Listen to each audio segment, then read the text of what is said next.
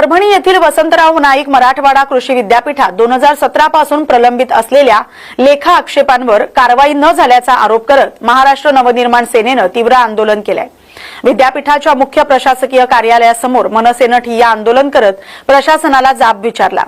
मनसेच्या वतीने यापूर्वी निवेदन देण्यात आलं होतं आणि 30 एप्रिल पर्यंत कारवाईचं आश्वासन देण्यात आलं होतं। मात्र मुदत उलटूनही कारवाई न झाल्याने हे आंदोलन करण्यात आलं। जिल्हा संघटक श्रीनिवास लाहोटी यांच्या नेतृत्वाखाली झालेल्या या आंदोलनात करोडो रुपयांच्या कथित भ्रष्टाचाराचे पुरावे सादर करूनही प्रशासन कारवाई टाळत असल्याचा आरोप करण्यात आलाय। प्रशासनाने तातडीने कारवाई करावी अशी मागणी यावेळी करण्यात आली। आज वसंतराव नाईक मराठवाडा कृषी विद्यापीठ येथे मनसेतर्फे शांततेत ठिय्या आंदोलन करण्यात येत आहे। विषय सर्व लेखा आक्षेपांबद्दल न झालेल्या कारवाईबद्दल। खरं तर लेखा आक्षेप सगळ्या कार्यालयाला मिळाल्यानंतर 6 महिन्याच्या त्याची पूर्तता व्हायला पाहिजे, जी की इथे झालेली नाही। 8 वर्षापासून लेखा आक्षेप प्रलंबित आहे। मग मध्यंतरी मी हे प्रकरण बाहेर काढल्यानंतर मला नियंत्रक साहेबांनी मला पत्र दिलं की आम्ही सर्व कार्यालयाचे देयक बंद करत आहोत।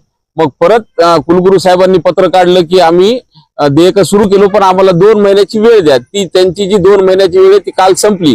अद्यापही फक्त 10 ते 12 कार्यालयानेच त्यांना प्रतिसाद दिलेला आहे आणि बाकीच्या कार्यालयाने दिले नाही। तर आमची आज प्रमुख मागणी अशी, ज्या कार्यालयांनी कुलगुरू यांच्या पत्राला सिरियसली घेतलेलं नाही अशा सर्व अधिकाऱ्यावर आज ठोस कारवाई झाली पाहिजे।